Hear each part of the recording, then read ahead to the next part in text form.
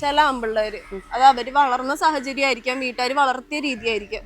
അതല്ലാണ്ട് ആമ്പിള്ളേരെല്ലാരും ഇങ്ങനെ ആവണമെന്നില്ല. ചിലവര് പറയും ജനിച്ച പാടി ഞാൻ ഇങ്ങനെയാ, എന്റെ സ്വഭാവം ഇങ്ങനെയാ, ഇത് അക്സെപ്റ്റ് ചെയ്യാൻ പറ്റുമെങ്കിൽ നിന്നാ മതി. അപ്പൊ ഞാൻ ആലോചിക്കും, ജനിച്ച പാടി ഇങ്ങനെയായിരുന്നോ, ജനിച്ച് വീണപ്പോഴേ ഇങ്ങനെയായിരുന്നോ? നമുക്ക് ആർക്കും ഒന്നും ജഡ്ജ് ചെയ്യാൻ പറ്റില്ല.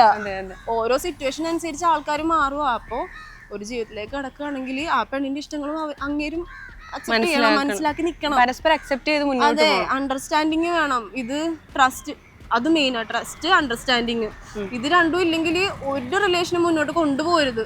ഞാൻ എന്നിട്ട് പോലും നിന്ന ആളാ, അങ്ങനെ നിക്കരുത്. സത്യം പറഞ്ഞ ഞാൻ എപ്പോഴും ട്രസ്റ്റ് ബിൽഡ് ചെയ്യാൻ വേണ്ടി എല്ലാ അപ്ഡേഷനും തുടങ്ങി. ഒരു കാര്യം പോലും വിടാണ്ട് ഞാൻ എല്ലാം പറഞ്ഞുകൊണ്ടിരുന്നു. എല്ലാം രാവിലെ തൊട്ട് രാത്രി വരെ എന്തൊക്കെയുണ്ടോ എല്ലാം ഞാൻ അപ്ഡേറ്റ് ചെയ്യും. എന്നിട്ടും ആൾക്ക് ഓക്കെ ആയില്ല എന്ന് പറയുമ്പോ അതെന്തോ സൂക്കേടാ, എന്തോ പ്രശ്നമുണ്ട്. അത് വീട്ടിൽ നിന്നുള്ള ഇപ്പൊ ചിലര് പറയും എനിക്ക് പണ്ടെന്തോ ട്രോമ ഉണ്ട്, അതുകൊണ്ടായിരിക്കും. ഞങ്ങൾക്ക് എന്തോ ട്രോമ ഇല്ലേ?